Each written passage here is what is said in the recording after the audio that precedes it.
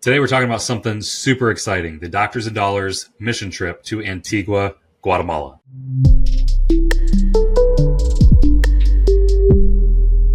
Mike, as we dive into this is something that has been near and dear to your heart. We've always talked about doing something, and this is the first mission trip that Doctors and Dollars will be doing. This will be my first time going to Guatemala. So I've got a ton of excitement, but I also have a ton of questions. My first question that I think of is like, why Guatemala? Why was that something that has been important to you for so long? And why is it important for us to include the Doctors and Dollars community and get some folks down there to that beautiful country? Yeah, man, I've been going down for about 10 years now, and we went on a mission trip the first time, my wife and I, and just kind of fell in love with the country, the people, the mission, the organization, every part of it. And a lot of people say, why do you like Guatemala? Why do you choose Guatemala? And I'm like, I don't really know that I chose Guatemala. I just wanted to do a mission trip. And I said, I'm kind of open to whatever sounds exciting.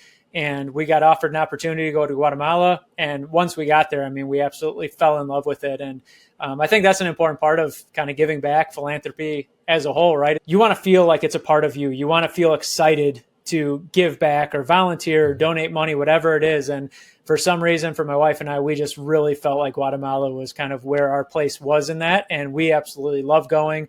We've gone every year since. We spend sometimes months every year down there. And I'm super excited. We have run a ton of mission trips down there. I'm so excited to bring this community down, coming up in a few months. And we're keeping this pretty exclusive, right? We're only going to bring down 10 individuals on this mission trip. As you're thinking about organizing all of this, what has kind of been your philosophy as you're bringing people down? You're going to have people that are nervous. You're going to have people thinking, okay, what are we going to be doing? As you've run a bunch of mission trips, like you've mentioned, like what's your main philosophy? What's the main theme each and every time that you go down there? That's kind of the beauty is we don't have to have a main theme. So the theme changes a little bit. And that's why we do 10 people maximum. So we try to keep it down to one van. And we can fit 10 people comfortably, plus a few extras, because we're going to have some translators, you, myself. So that allows us the room to fit everybody in one van. If we get bigger than that, you start to break apart, and now you have two vans going places, and it starts to get split up. And then that community and that feel of the trip and that vibe kind of gets broken and separated. But the theme of the trip is always based on what 10 people are going, which is awesome. And that's another reason to keep it a little bit smaller is we could have, a group of super fit people that want an adventure of a lifetime, and we can go climb volcanoes and do rock climbing and mountain biking.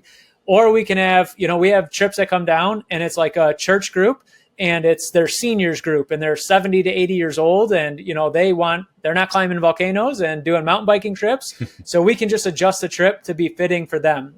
We've had adults, we've had youth groups, we've had everything in between.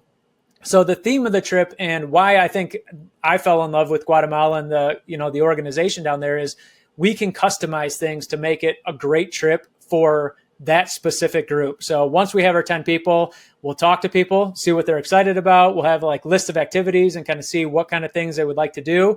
And then we'll be able to kind of build out that itinerary based more on a survey of the group of 10 coming versus us setting things before we even know who's coming to participate. Yeah. So with this group that's coming, these 10 people, and it's, it is a Doctors and Dollars mission trip. Many, if not all, of the attendees will be physicians. Is this a medical mission trip where we're going to be going in and taking blood pressure and performing heart surgery? What does it look like? Yeah, it's not going to be that at all. So I think one part of the trip that I'm kind of excited about is we've talked to a number of doctors that have this desire to go and do something medically. So one part of it that I think would be cool is if a doctor does identify an area in which they feel called and say, man, I know that I could make a difference doing that, we can build out a future trip based on that. So for that type of a mindset where a doctor says I want to do something in medicine to give back in a country, this would kind of be that exploratory trip to say, what kind of problems can I solve here and how would that look? And we can start to look at it that way. But the other thing is for a lot of people, what I find, and I understand it because, I've had that same mindset, or people want to come down, they want to build a house because they're good with their hands and that's how they can give back. But the one thing that I find very cool is when we do something that is outside of somebody's skill set, it allows them to kind of turn off for a bit, right? Like if you're there doing medicine and you always do medicine, you never really get that chance to shut off the medicine side of the brain and just take a break and take everything in that country. You're kind of in focus and doing the medical side of things, and there's a lot going on around you that you miss out on. So that's why I think it's cool to go and do a mission trip for the sole purpose of being a mission trip. And we're bringing hope. And I think the one big thing that doctors can bring to these kids, we work with the school down there, is the ability to dream. You know, we hear a lot of dreams of, I want to be a secretary, or I want to work in tourism. And I think it'll be awesome for some of these kids to start dreaming bigger and say, like, man, I met a doctor and I want to be a doctor. I want to do that. Mm-hmm. So I think that's what we're bringing, is that sense of hope and the ability to dream. But for the doctors, the biggest thing is that they don't have to be so dialed into their professional skills and miss out on what's going on around them. They get to totally be, you know, just a part of what we're doing in Guatemala. Yeah, I mean, just kind of echo that. And I guess what I am hearing is, like, it's not a medical mission trip. It's like a people mission trip. Like, it allows you to go down there and be a human being and connect and interact with the people down there, not to be a doctor while you're there. Is that what I'm hearing? Yeah, 100%. There's room and opportunity to identify issues, like I said, but the purpose of this trip is not to go perform medicine, you know, in any way. And the other really cool thing that I like about this trip is it allows you to maybe bring a friend who's not a physician, but you can't go on a medical trip and bring somebody because they wouldn't, or maybe it's your spouse, and your spouse is like, well, I mean, you're going to perform medicine, you know, and do your work. What am I going to do? Stand around and, you know, wait for you? So it's a chance to kind of be able to do something like that together. And then also, I love that it's outside of the norm. You know, it's not all, let's say, the same specialists. It's not a group from one church or, you know, one very specific group. It's a mix of everybody. We're making our own group and bringing people down there. And the thing that I love about running those trips is that everybody has a unique story and is getting to know each other. And a lot of times when we bring, say, a group from a very specific trip, well, everybody already knows each other. So some of that excitement and that newness is gone. But then everybody also has their guard up because I have to go home and go to church with you. And if I'm doing something down here, let's say I'm crying and, you know, I'm so touched and moved, I'm nervous to do that because you're not crying and you know me. And when we go home, you know, I'm going to always feel awkward because I was in this moment. So that's why I like having a group of people that is just, you know, comes from all around the country. We'll put everybody together. And once we hit Guatemala, we're all one big happy group. Yeah, I think it's going to be really unique to get a lot of different medical specialties, not just within the world of healthcare, but like from all over the country. It's just going to be really neat to see how, and you might have people who've been on 5 mission trips before, and you may have people who've never been on one like me. And so you're going to get a very diverse collection of people that are coming together. I think that'll be part of the fun, not to mention, you know, all the people that we're going to meet down there. You mentioned a second ago a school. Talk about the organizations that Doctors and Dollars is partnering with to put this mission trip together. Yeah, so the school is in Jocotenango, Guatemala, which is just north of Antigua, Guatemala. We call it down there, call it Prepa, but basically it's kindergarten up until 9th grade. So it's basically, for us, would be in the States would be kindergarten, elementary school, middle school, and that's what the school down there covers for those grades. So there's one class for each grade, and it's roughly like 170 students that attend school there. So that's the organization that we support. And then on the United States side, the organization is called Graces. So Graces is simply an organization for, you know, meeting all the donation requirements so that it's tax deductible and so on. It's an organization in the United States, but its mission and the school that fully gets supported by that is Escuela Integrada in Jocotenango. I'm excited to go down. So you've known this as being part of that organization, but I've sponsored a young girl that goes to your school for about 4 years now, 4 or 5 years. And we always get videos and we get personal letters and things like that from her. So it's been cool to see her from, you know, the point of kindergarten to now she's in 4th grade. She's the same age as my oldest daughter, to see her grow.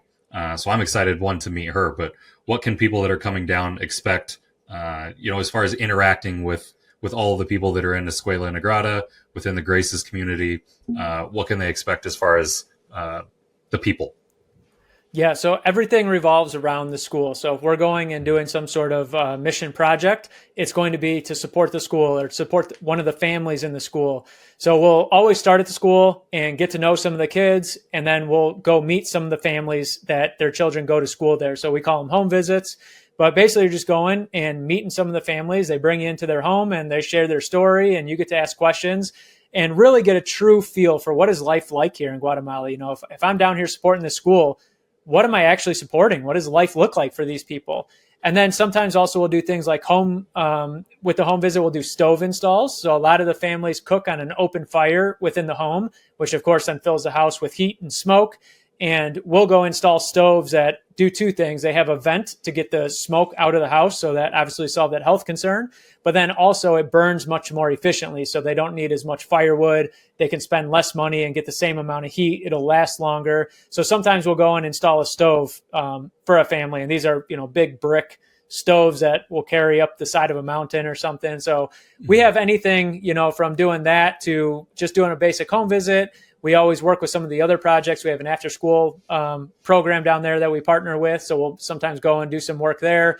And then sometimes it's just playing with the kids. Sometimes just going to a classroom and just playing with the kids, drawing photos, throwing paper airplanes, things like that. The English classes, the kids down there take an English class, so they always think it's fun, to try their different English words, and it's a blast because we're laughing because they say it's something, a little bit different, and all their friends are making fun of them and stuff. So it's anything from getting your hands dirty and installing a stove to making a paper airplane and just laughing with some kids in a classroom.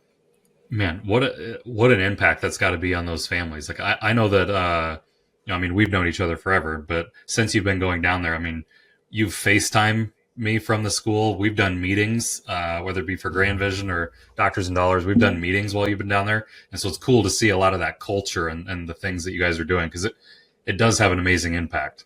I do have to tell you one thing I'm a little nervous about now that you mentioned the English language. I haven't taken a Spanish class since senior year of high school in 2005. So do I need to brush up on my Spanish? Do I need to go take a quick Babbel course? What's that going to feel like? Yeah, knowing how to say hola and a smile on your face will go a long ways. So right. You don't need to have Spanish. We do have translators that come with us. So typically the families will not speak English, but we'll always have at least one or two translators with the group at all times so that we can bridge that gap. Within town, going around Antigua, there's going to be a mix of some people speaking English or broken English.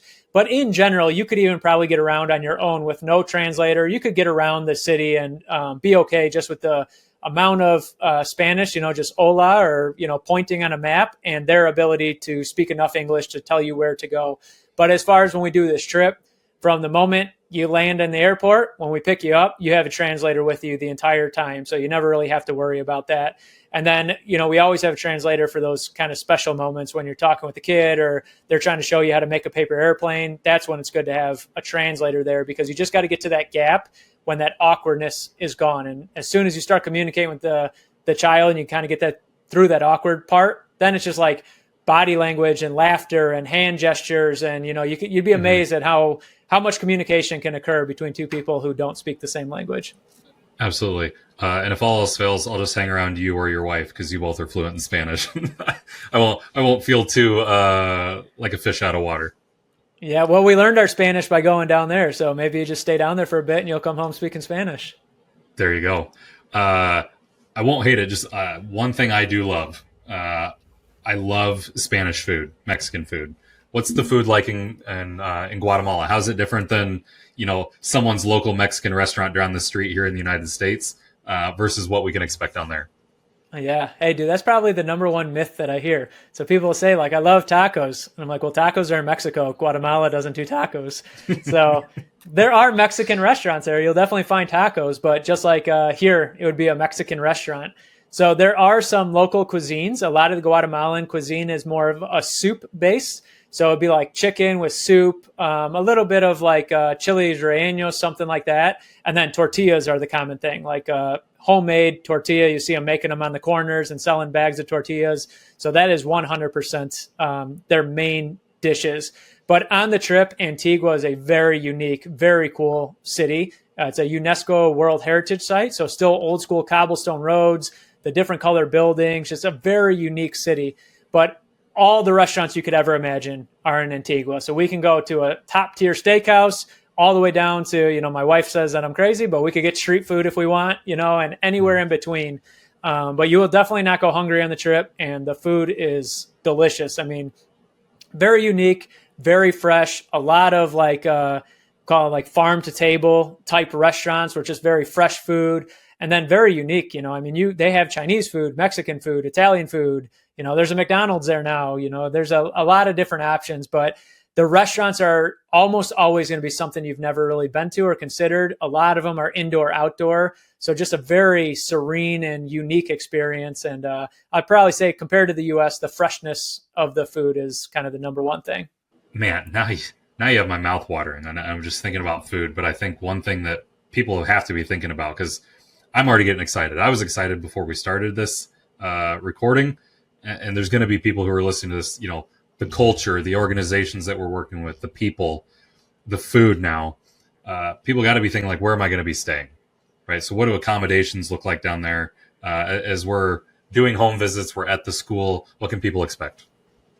Yeah, so, I mean, we were worried about that. My wife was like, the first time 10 years ago, are we sleeping on the floor? Are we sleeping on a cot? Like, how does a mission trip work? Is there, going to be bugs? And but none of those worries. We stay at a hotel. There's a few different options, but they're always a boutique hotel. So it's going to be, 20 to 30 rooms at this hotel. Usually they're family run, and they'll cook the meals right there at the hotel. In the morning they have breakfast made for you.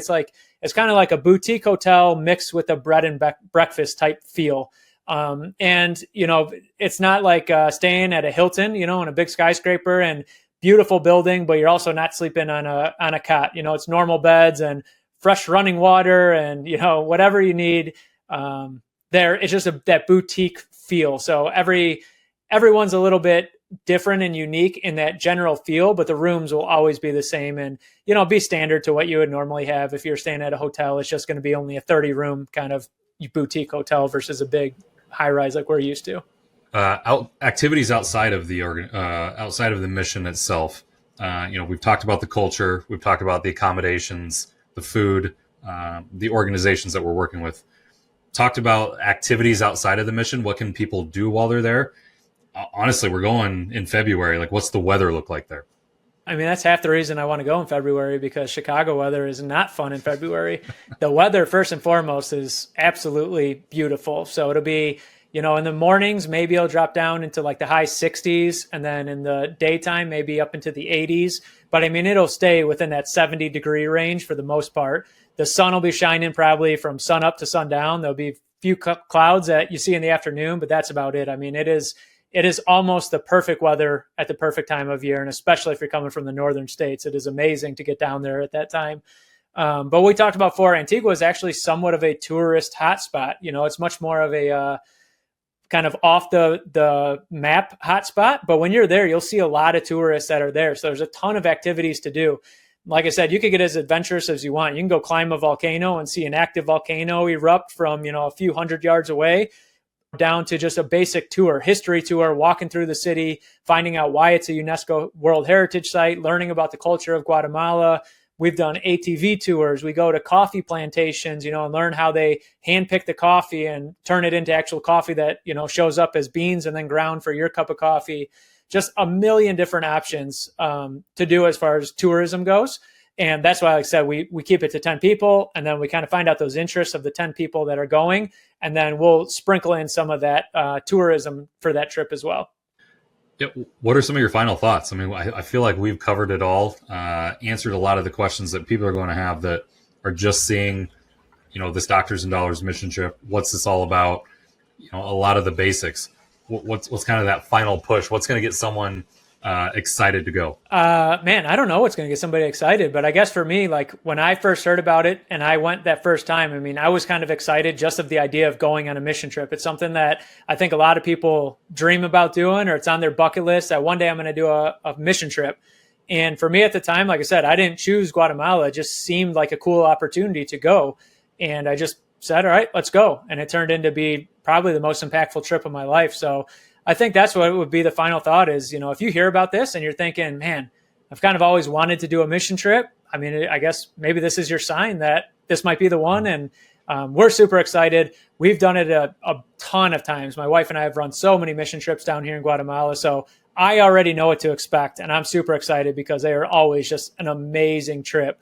And I'm also excited because like I know most of the people don't really know what to expect. They're wondering what it's going to be like. So I get to see that curiosity and wonder on day one when I pick you up at the airport. And then when I'm dropping you off at the airport to go home, I hear the whole ride there, the stories and the impact and the excitement. So I'm always looking forward to that. But I think if you've never been to Guatemala, if you've never been on a mission trip, maybe, I think it's just something that if it feels exciting, I think you know that the right answer. And if the answer is yes, then reach out to us and hop on one of the Zoom calls. I guess that's another thing, right? We'll be doing Zoom information calls. So we have on the website now the inquiry link to get the info for the Zoom call, but we're going to hop on a Zoom call, share kind of the nitty gritty details of the trip, and then have open Q&A so you can ask all the questions. And then if you decide at that point that you want to go, you're welcome to go, and just going to do kind of the first come, first serve as far as the first 10 people. So I think it's going to be an awesome trip. And I love doing these. So I'm excited to see what we have in store for this one. Absolutely. Yeah, that would be my final thought is we've only got 10 spots, right? Just from an accommodation standpoint, from an efficiency standpoint, we can only bring 10 folks with us. And so if just by this video, it's something that you're interested in doing, connect with us, reach out. We can get you signed up. But if you do have some more questions, you're unsure, I didn't quite ask everything. Mike didn't quite answer everything that you might want to know. We are doing those informational Zoom calls. We'll put a link to that down in the description. Click on that link, find one of the Zoom calls. We'll have multiple here over the next few weeks. Find one that fits your schedule. Join us, ask all the questions. We want you to feel confident before you sign up, but it is pretty limited. So we want to make sure that that you're taking action if you do want to come and be a part of our trip in February 2025 in Guatemala.